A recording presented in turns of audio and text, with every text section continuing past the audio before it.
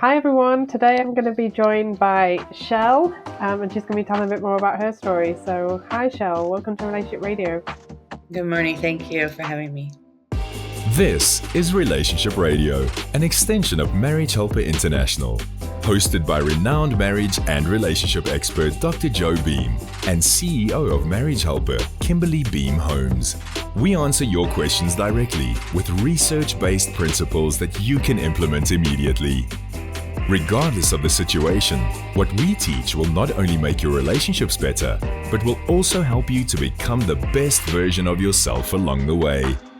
Don't forget to like, subscribe, and click the bell to turn on notifications. Turn up the volume and prepare to take notes as we begin this week's episode of Relationship Radio.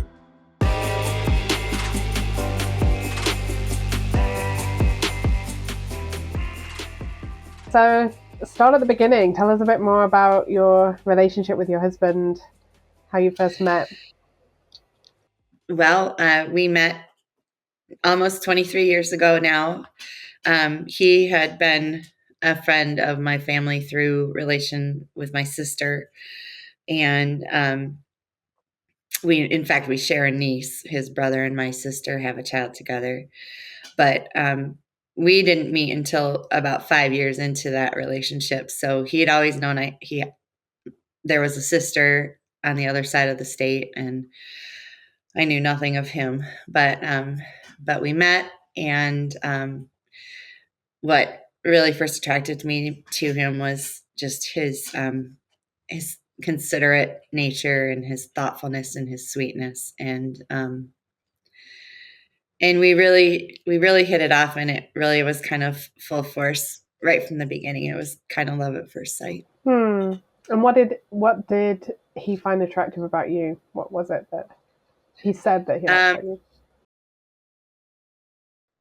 I think I'm quite a bit older than him. I have 7 years older than him, and I think when he first saw me, he was attracted physically, but he also just saw someone who looked like she had everything pulled together and had my life kind of going well. And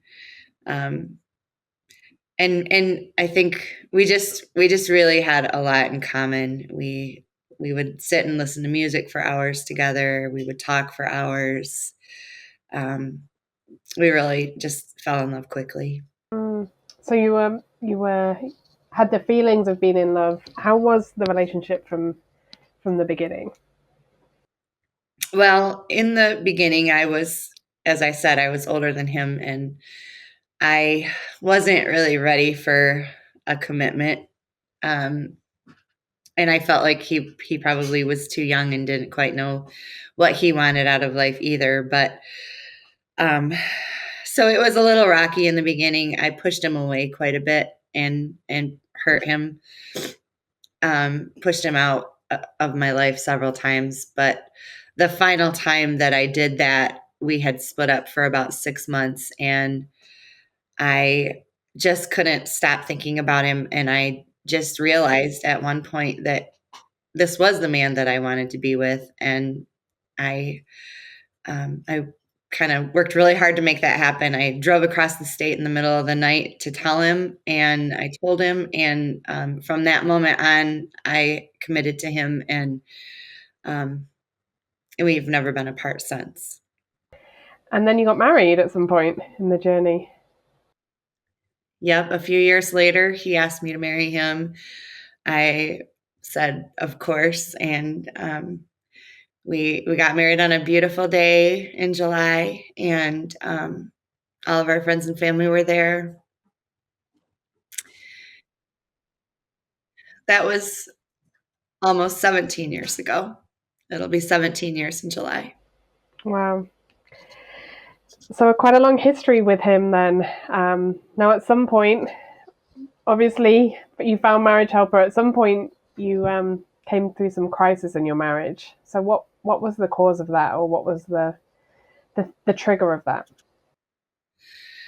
Well, we really did have kind of a tumultuous marriage. We had a lot of ups and downs. Both of us had had parents that had drug abuse histories. And so we approached those situations from very different ways. I internalized everything and he externalized everything. So he would get angry and I would get scared and shut down. And we never seemed to make it past some of those things. I would do things like try to fix situations that I thought might upset him. I would tell little white lies about things so that he wouldn't get upset about them. And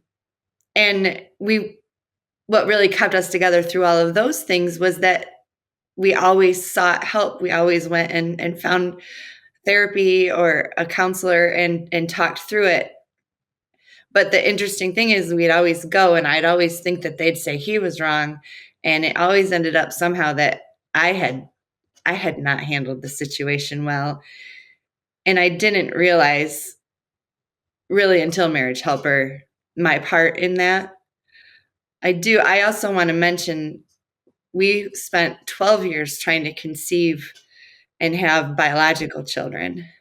And after finally being told it just was not going to happen, we spent about a year grieving, and both of us were just really in desperate times for about a year. And we watched a video about children who age out of foster care who don't have families to come home to.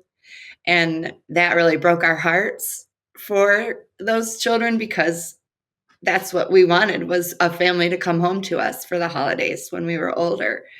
And so we made the decision to adopt, and we adopted 3 children from foster care. And I really just felt like God had built our family. He put us through, or allowed us to go through the things that we'd been through in our lives, the tough things in our marriage, all so that we could help these kids. And at some point, I realized I had everything I had been hoping for and wanting my whole life, but I still just didn't have joy. And I got really depressed, and then COVID hit and I got even more depressed.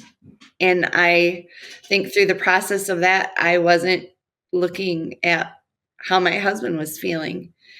And so that whole time he was feeling depressed and distant from me and was pulling further and further away from me at the same time. And about a year ago, we had a conversation and he said, do you even still love me? And I said, yes, but he didn't feel it. And all of the little things that I did to try to keep him even keel that actually were my problems were things that were hurting him badly, and I didn't realize how badly they were hurting him. And so in July, one of the other things that I kind of did out of my craziness was I've had people tell me I'm a human doing. I'm not a human being. And I would just do. And I started a business, and that business was something that I would do on evenings or weekends. And so that whole last summer, I was away from home almost every single day and night of that summer. And so my family just got scraps of who I was. And I got an opportunity to do an event for a company that could get me more jobs, but it was on our anniversary. And I asked him if he would be upset if I made plans on our anniversary. And just by asking, I kind of broke the last straw. And he told me he was leaving. And how did that feel? When he told me that he was leaving, I thought, it's okay. We love each other enough that the time apart will just help us kind of heal some of these wounds, and we'll bond back together and we'll get back together. And about a month later, I found out that he'd been having an affair. So he had moved out. He was having an affair with a woman who lived across the street from us, who I thought was my friend. My heart was broken, and I just didn't know what to do with myself. And I found Marriage Helper. And I think a lot of people listening to this radio show have probably, as awful as it is, been in the same shoes as you. So can feel the pain that you're talking about now. I'm so sorry that you had to go through this. It's so hard. So you found Marriage Helper. What were you looking for when you found Marriage Helper? Well, I still believed that what we had, the 22 years we'd spent together, the family we'd built, you could still feel the love between us. I still knew he loved me. I know that I had made mistakes, and Marriage Helper really helped me realize all of the things that I had done that hurt him, that put him in a place where he felt like he could have an affair. At one point, we were driving across the state to his parents' house for dinner, and it was just the two of us. And I broke smart contact and I told him, it's my worst fear that you're going to end up getting her pregnant and having this new family and leaving us in the dust. And he was furious with me. He said, that's ridiculous. We tried for 12 years to have a family. I would never leave my children. It's completely ridiculous. You're crazy. And about 2 months later, actually the day after we attended the workshop, he found out she was pregnant. I'm sorry, Shel. This is so hard. And what was your response to that when he told you? But we had just attended the workshop, and I was really still hopeful. I still believed deep down that we could make this work. I'd been following all of the tenets of Marriage Helper, and they'd been working. We've been building a friendship. We'd been going and doing some things that we enjoyed together. He'd been coming over for family dinners almost every other night. We'd spent a lot of time together. We were happy. We joked, we laughed, we had fun together. I thought, this can work. This can work. And everything just kind of smashed in my head when he told me she was pregnant. He didn't actually tell me. The day after the workshop, he was really sullen. He was quiet. I expected this was probably just the regular pullback that you can expect after the workshop. He came over the next day and he was just in tears. And he said, I don't think we're going to be able to be friends anymore, and it's not going to be my choice. I've made selfish decisions and I'm paying consequences for those decisions. And he left. So I called him the next day and asked if I could come over and talk. And I said, what's going on? Something's going on. I know it is. And he wouldn't tell me. I said, can I ask? He's like, yeah. I said, are you keeping a secret? He said, yes. Are you keeping a secret for her? He said, yes. I said, is she pregnant? He said, yes. I responded calmly with love. He was miserable. He was crying. He was upset. But I said, we can turn this into a blessing. This does not have to end our world. He had been at that point before the workshop. He told me he was like 90-10, that he was going to come home to co-parent our children and to be around me so that he could see the changes that I was making through the work I've been doing on myself, and that maybe we could fix our marriage. He had been 90% that that was going to happen. And 2 days later, he's having a baby with another woman. But I still believed that we could make that work. He told me he was grateful for my response. We hung out for a little bit longer and I went home. And the next day was terrible pullback. And then he started villainizing me again.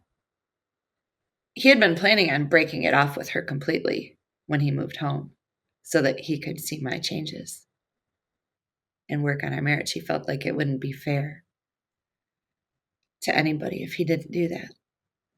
Obviously, that couldn't happen now.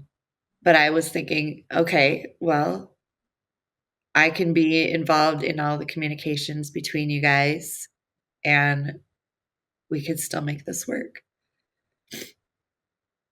So anyway, so he started villainizing me again. And then a couple weeks later, he's telling me that things are really rocky with them and we're getting closer again. So I'm thinking, we must be vacillating here, where he must be, when he spends time with her, he's close to her. When he spends time with me, he feels closer to me. And he's miserable in the meantime because he feels like he has to make this choice.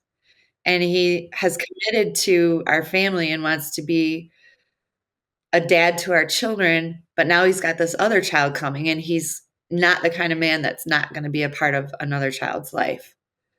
About a week after this revelation that confirmed essentially to me my worst nightmare, I was hurting, but I was trying to follow, Marriage Helper and not share my hurt and just listen and be a safe place. And I had really done a good job. I mean, he shared this huge thing with me. He came over on Valentine's Day, and I knew that he was going to find a babysitter for our children so that he could take her out for Valentine's Day. And it just tore me up and broke my heart, and I lost it. And I blew smart contact, and I confronted him, and I followed him around the house. And he called our children upstairs, thinking that if the girls were upstairs, I would let him leave, is what he wanted, because I was kind of being a loose cannon. And basically, one way or another, I blew it and I told our children that he had gotten her pregnant. And that was kind of the killer. That was like the atomic bomb to any hope of us getting back together. The atomic bomb to my hope of him ever trusting me enough with any information to be a safe place, for him to trust me to be in a relationship with me. But time went on and I felt like it kind of softened again. He softened toward me again. And he decided that he still wanted to come back and co-parent our children, but he was not going to end it with her, and he was not going to try to work on things with me. He would be coming back just for the purpose of co-parenting our children. And what he said, until they graduated from high school, which is 6-7 years from now. So I'm sitting here thinking, I still feel love from this man. I know he wants his family. I know, because he's told me he's much more attracted to me physically than her. He said, when it comes down to who I'd rather be with, it's you. But all of the things that I did that hurt him just stopped him, and he was too afraid that I couldn't change and that the changes wouldn't stick. So for all of these reasons, I actually had a call with Jared. One of our coaches, yeah. I don't think, You had a coaching session with him, yeah. I'm not sure Jared thought it was the best idea, but I knew in my heart, I just felt like if he came back and we really did commit to doing this for the next 6 years, he would see that he would fall back in love with me and we'd end up together. Because I knew that his relationship with her wasn't going to last. It was already breaking up and getting back together and breaking up and getting back together. And I know that he doesn't really want to be with her. I know he'd rather be with his family and his heart. But then there are times that I feel like he's completely over it and won't give me another chance. So I really feel like I'm just on this shaky ground. Everything's tenuous. I don't know what's really going to happen. I don't know if he'll actually end up back here or not. But I'm praying not for him to come back, not for reconciliation. I'm praying that God takes the outcome and takes the worry about that outcome away from me. I'm praying that I'm able to give it to him and let him do what's right, and that I can have peace and find happiness in my life with or without my husband. I have a pretty solid program that I'm working to heal myself from my childhood trauma. I've been doing therapy, EMDR. I joined a program specifically to help people like me. And I've been getting a lot of healing. And I know that I will become the woman that I am supposed to be, that God intended me to be, without having all of the coping skills from the trauma of my childhood getting in the way. And so that's where you are. You're just in the interim period. You don't know which way you're going, which must be so hard on a day-to-day basis. I just want to go back to to when you just were finding out, or when your husband just said that that was it and the marriage was over, and so you found Marriage Helper. What was the some of the first things that you did when you found Marriage Helper with us? When I found Marriage Helper, I immediately dove right in. I bought the Save My Marriage course. I went through it.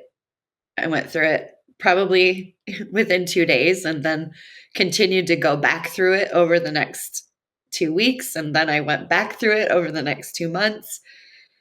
I listened to every podcast I could. I would fall asleep listening to them. I would wake up and listen to them.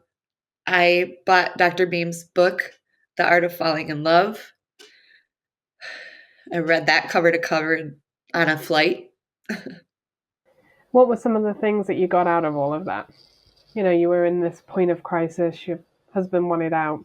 What did you find out of the Save My Marriage and the other courses? The most important thing I think that I found out of the Save My Marriage course and out of Marriage Helper is your only competition is your old self. And to work on those pies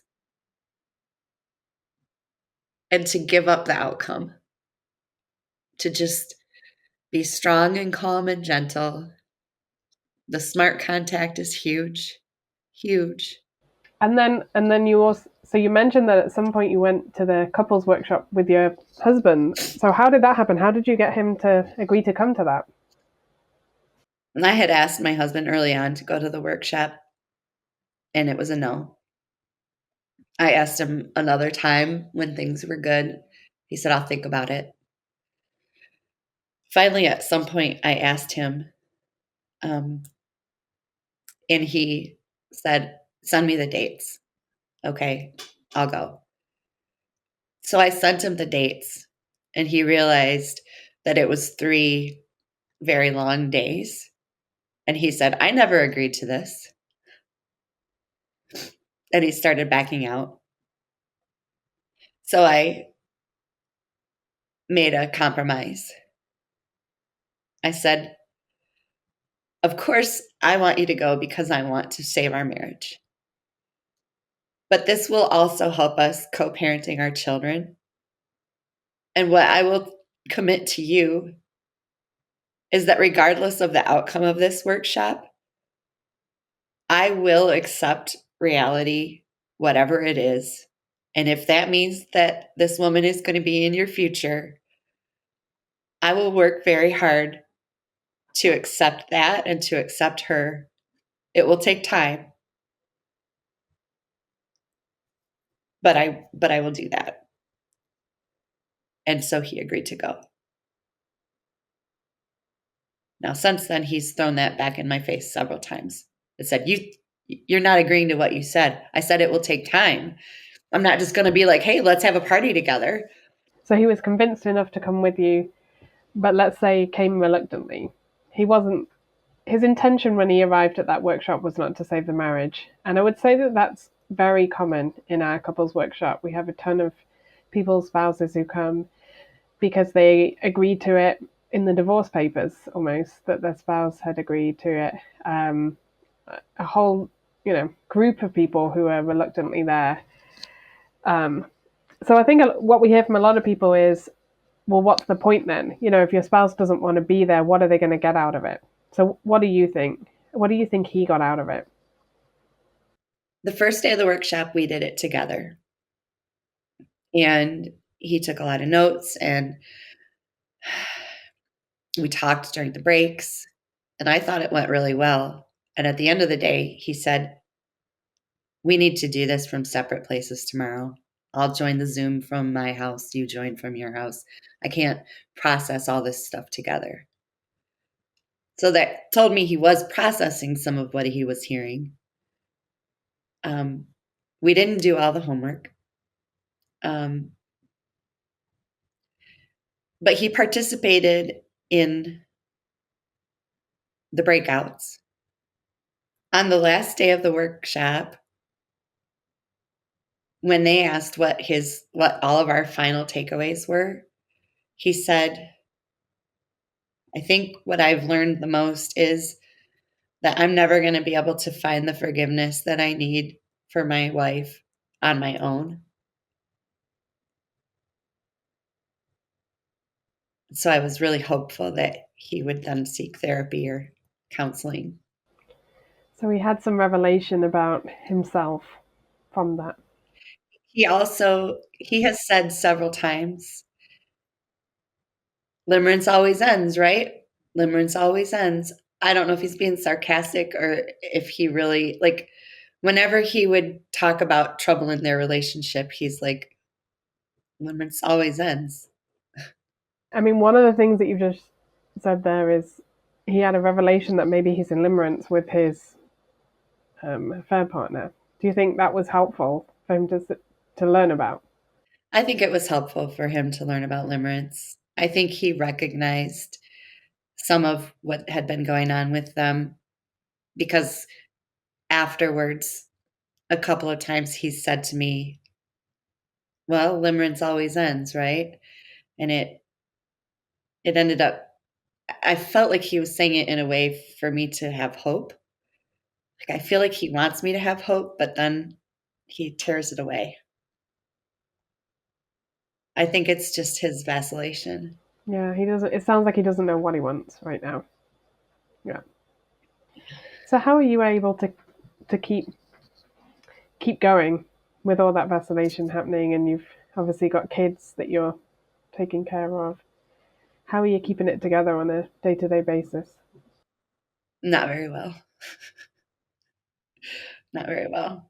I lost a job of 22 years because I haven't been able to keep it together very well.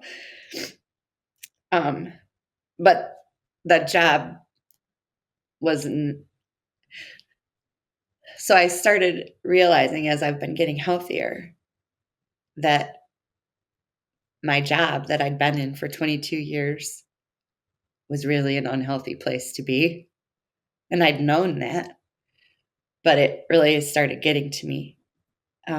Just with everything else going on in my life, with all of the turmoil and the heartbreak with my husband, with having to raise 3 special needs kids on my own and maintain a household, which I'd always had help with, I realized that I just couldn't align my life with the needs and demands of my work. It was the type of job where I had to be available to jump 24/7 and dive in and not just do something mindless, but really to be able to think and concentrate on a problem and solve it.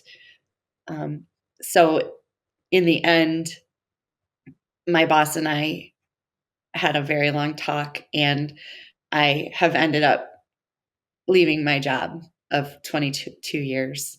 And I'm now currently seeking something that will allow me to have more life balance. So strong, Shel, to go through everything you go through, be a mom of your 3 children, and find a new job in the middle of it all. So just as we wrap up here, if you could speak to somebody who's in a similar position to you and maybe feeling a bit hopeless about their marriage, what would you say to them? It's really hard to let go of the picture that you had. And the only relief from the pain has been to let go and realize that that might only be part of the picture. And that maybe the picture that is planned for you is so much bigger and more beautiful than what you'd been holding on to. I think that's a beautiful picture, and I think that's something that a lot of people feel when their marriage starts to break up. It's like all those dreams and plans that you had for your marriage are now taken away. But like you say, that doesn't mean that there's no hope for you. That doesn't mean that there's no hope for a different picture and a different view, a different plan that can also be beautiful and real. Well, thank you, Shel, for your time. Thank you for sharing some of your story with us. It's been a real pleasure to get to know you a bit here. And I wish you all the very best. Thank you so much. Thank you for joining us for this week's episode of Relationship Radio.